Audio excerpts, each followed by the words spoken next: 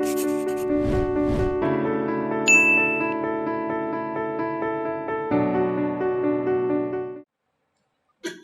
I am Pragati Ghose going to recite a poem topic My Father, My Hero.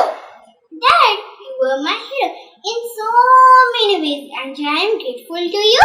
I have respected for the man you are and the kind-hearted things that you do. You have a heart as big as an ocean, a soft side you don't often show.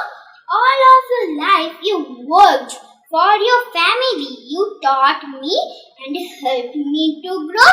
You are the man I know I could lean on, who fostered a strong sense of pride.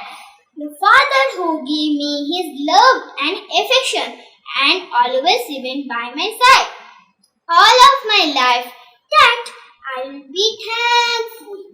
I never have to search for a hero. The hero in my life is you.